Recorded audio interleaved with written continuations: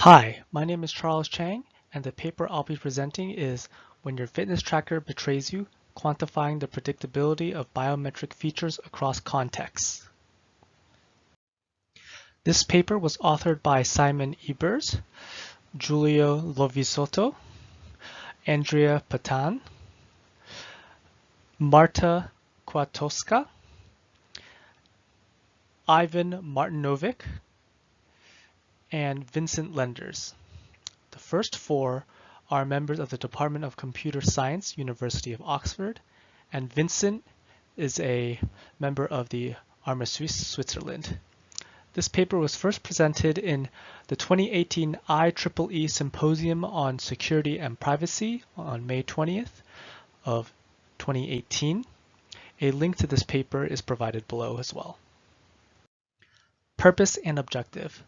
Attacks on behavioral biometrics have become increasingly popular, and obtaining the victim's biometric information may not be easy, especially when the authentication device is adequately secured.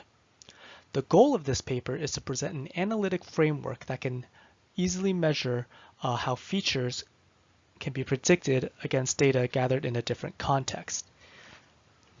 The goal is to use this framework to assess how resilient individual features or entire biometrics are against such cross-context attacks.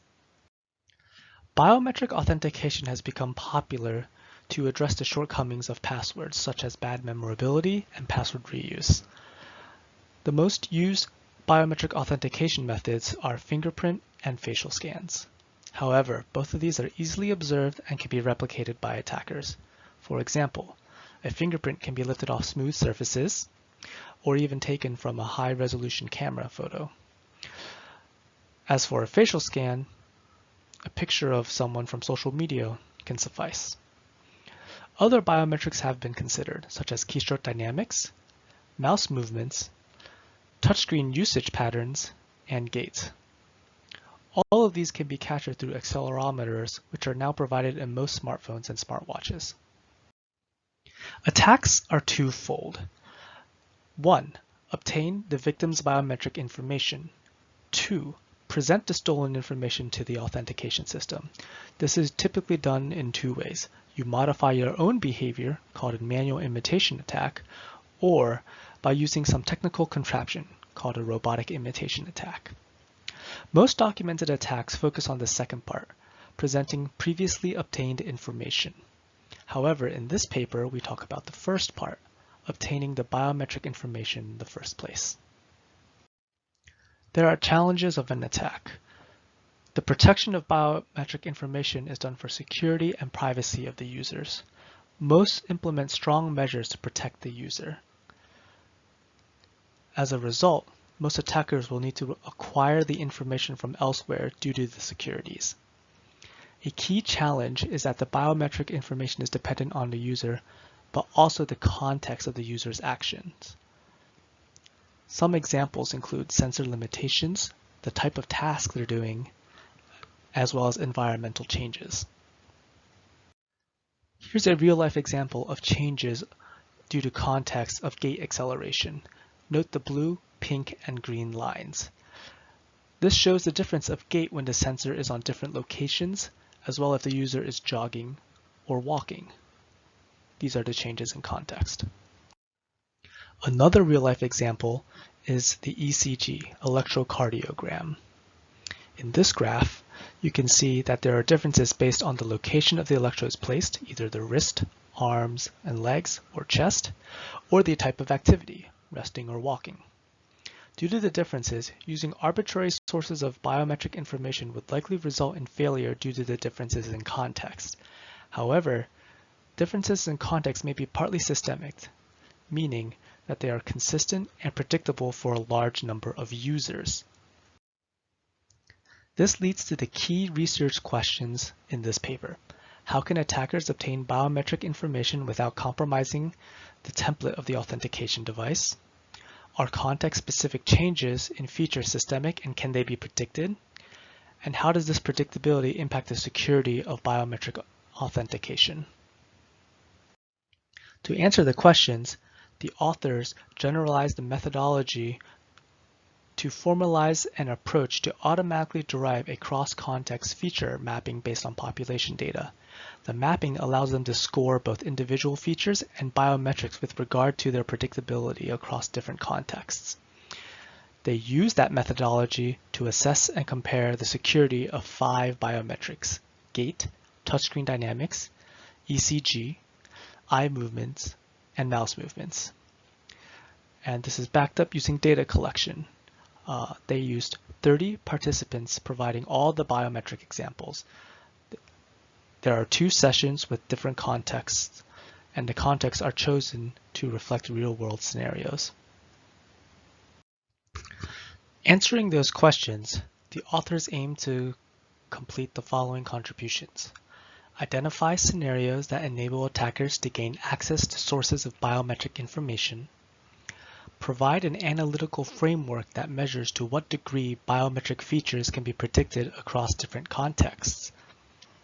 Conduct a 2-session study on 30 participants in order to collect the 5 behavioral biometrics: gait, touch dynamics, ECG, eye, and mouse movements. They will collect these behavioral biometrics across a variety of contexts. The dataset will be publicly available, and they will use the dataset to create a framework of biometric predictability. Based on the dataset, the authors will use the framework to quantify the predictability of the 5 biometrics features and discuss the resulting security implications. The paper is split into 7 sections. Part 1 is the background and introduction. Part 2 summarizes the related work dealing with biometric information in the past and attacks on the biometric information. Section 3 outlines the threat model the authors used throughout the paper and their experiment. Section 4 describes their data collection method built on the threat model from Section 3. Section 5 describes the mathematical foundation of the cross-context mapping. Section 6 is the results of applying their mapping to the dataset they found in the previous section, and Section 7 is the conclusion. Let's go over the threat model. There are assumptions for the experiment. The victim uses a specific biometric authentication system referred to as target. Biometric data used by target system uses a predefined context. Attackers want to imitate the victim at the target system. These are the author's assumptions for their research. Obtaining specific biometrics is hard because the devices protect the target system data. Victims use another system that have the same type of biometric data, referred to as the source system. Data from source is more easily obtained, but it is in a different context. The attacker can obtain biometric data from a population from both source and context targets. The attacker knows the biometric information used by the target system, but does not know any other detail. Using data from the population source and target, the attacker can construct a biometric template and inject it into a specific target system to fool the authentication. First, some background information about the biometrics. Gait is how a person walks. The attacker is likely to gain information from a fitness tracker or a fitness application running on a smartphone. There are 2 factors considered: the on-body location of the accelerometer sensor and the type of movement, such as running or walking. Next, we have touch dynamics, which is basically like your touchscreen movements. There are 2 methods an attacker can gain this biometric data, usually through a malicious mobile application or a malicious website. Either one would monitor the touchscreen inputs and save it off. Next is the ECG, or the electrocardiogram, which measures your heart rate. There are a couple of acquisition methods. Similarly to gait, the attackers can steal information from the communication channel or the physical device itself. Alternatively, they could also get this information from computerized medical records. Sensitive healthcare data are vulnerable to leakage or theft and have already been compromised because of security lapses in hospitals, insurance companies, or government agencies. Note, The ECG can have imperfections, and this can occur due to the context, such as if the user is exercising or not, or just simply due to imperfect electrode connection placements. Next up is eye movement. To gather this, it would require tricking victims into specific actions as the gaze data greatly changes based on the activity, such as reading, writing, or browsing. As it would be difficult to trick a victim into specific actions, the authors assume that the attacker only possesses data from a device that is not calibrated for the victim. Lastly, we have mouse movement. This is very straightforward. It is essentially a collection of mouse movements that can easily take place on the web, where mouse tracking is very commonplace. The attacker can create a website or hijack existing ones for the data. Let's go over the experiment details. There are 2 separate but identical sessions that are at least 5 but not more than 30 days apart. The participants will undergo a series of tasks designed to collect their biometric traits for a specific context. The session will last approximately 1 hour and 45 minutes to gather all 5 biometric informations. Next, we have a brief overview of the biometric-specific designs for the experiment. The mouse movement is tested out on a laptop to collect its data. The participants are shown a grid of rectangles. They have to click on a rectangle that contains a picture. After they click on it, the picture moves to another rectangle. They repeat this for a total of 250 clicks or pictures. Afterwards, the experiment is repeated with a trackpad for the separate context. Next up is eye movement. The participants are requested to complete 5 different tasks on a laptop equipped with an eye tracker. The 5 tasks are reading, writing, watching a movie trailer, browsing, and watching an educational video. The task order is randomized for each patient to reduce bias. Next is touch dynamics. This is carried out on smartphones. The participants complete a spot the difference task between 2 very similar pictures. The screen will show 1 picture at a time, and then they'll have to swipe right or left to change the pictures. They are given 3 minutes. This particular task is repeated 3 times using different smartphones. They use different picture pairings for the different pairs of smartphones. The phone order is randomized to reduce bias. Next is the ECG. It is monitored through a set of devices, an authenticator, a mobile ECG monitor attached to a smartphone, and a medical ECG monitor. The ECG monitor measurement, the authors collected the palm measurement using built-in electrodes and used an external 3-lead ECG cable with disposable electrodes. Additionally, at the beginning of the session, the participants are also wearing a chest strap fitness tracker that also monitors their ECG as well as the gait data throughout the session. Lastly, we have the gait. The participants have a short walk and a short run, about 700 meters each. There are 5 different sensors that monitor the participants' gait pattern. 3 smartphones, 1 placed on the left arm, 1 in the right front pocket, and 1 held in the left hand. There is also a smartwatch worn on the left wrist, and lastly, there is the chest strap fitness tracker that was mentioned previously in the ECG section. Note, gait and ECG are captured and measured simultaneously in this experiment due to the devices used. The table shown on this slide reports all the feature difference factors that the authors accounted for in the analysis, as well as their devices used for the measurements. The table shows the factors, the considered scenarios for the different biometrics, and the specific device brand names used in the experiment on the 30 participants. Lastly, the participant details. There were a total of 30 participants used for this experiment, 11 female, 19 male. The participants were gathered through local announcements and social media, and they were compensated for their time and effort.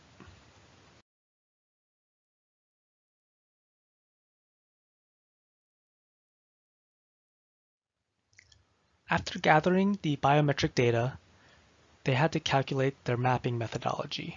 The mappings were conducted for each pair of different contexts for each biometric. From that, they generated an unpredictability score, which is used in order to evaluate the effectiveness of the mapping. The authors measured the prediction error on a per-feature base. Next, they calculated a weighted score using all of the participants' generated unpredictability score. They used the RMI, Relative Mutual Information, to weight features against each other.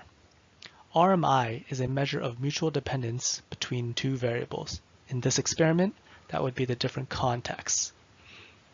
The values are used to generate concrete numerical data for comparisons between participants.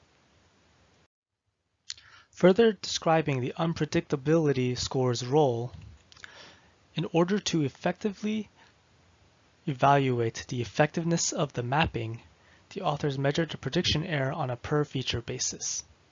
Let V be a victim user, U of I of 1 to n, where n is a population of users, and G of j, where the jth feature used by the biometric algorithm. For G of j, they compute the optimal cross-context mapping using the population and the prediction error for the victim source observations to the victim target observations. This gives an unpredictability score U for feature G of j and victim V in the source target context transformation, which is the equation shown on the slide here.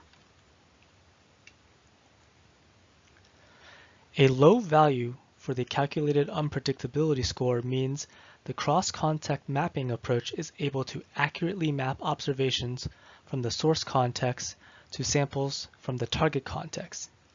This means the differences are systematic. A high value, that is a value close to 1, means that the differences between the jth feature values in the source and target context cannot be systematically predicted in this way.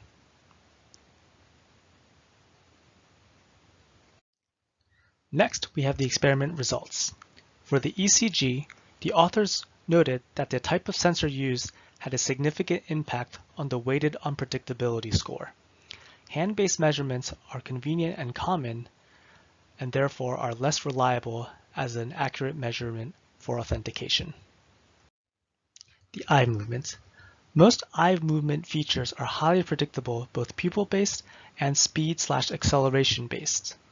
If the attacker can choose the task on the machine freely, for example, close to that of the authentication target machine, the attacker will obtain much more useful data.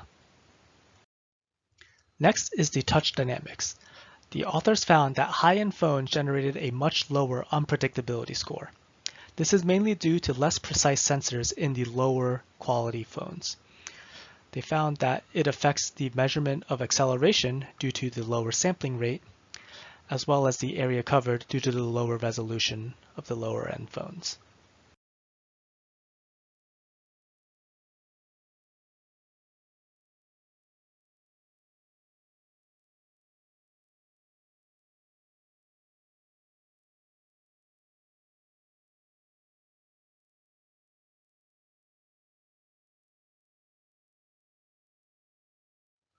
So, in conclusion, the authors completed the following tasks.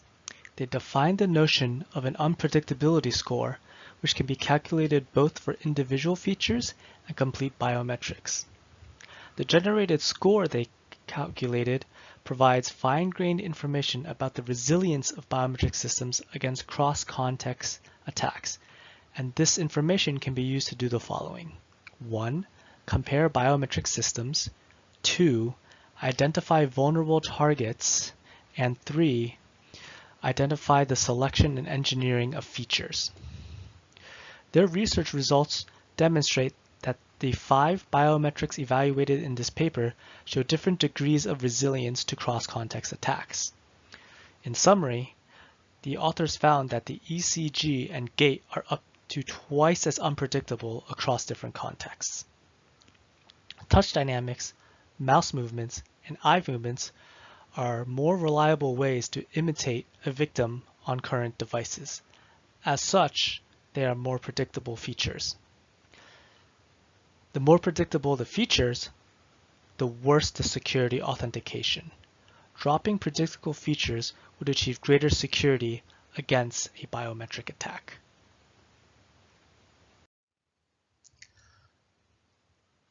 My thoughts on this paper is that it's very interesting. However, current authentication methods employed on devices are not precise enough to factor in all the various biometrics used in this experiment. In fact, some of them are not even practical. For example, ECG. I would not want to have a phone that unlocks based on my heart rate. That can change due to a variety of factors such as weather, stress. Therefore, some of these authentication methods do not seem very practical. Additionally, there is a fine line between availability and reliability. By using less predictable features for authentication, such as gate and ECG, security is indeed increased. However, as previously said, it is also less user-friendly and therefore less usable overall. Thank you for your time and listening to my paper presentation on the paper When Your Fitness Tracker Betrays You, Quantifying the Predictability of Biometric Features Across Contexts. There are additional slides after this which go a little further in depth on the definition of some biometrics as well as the ways to capture them.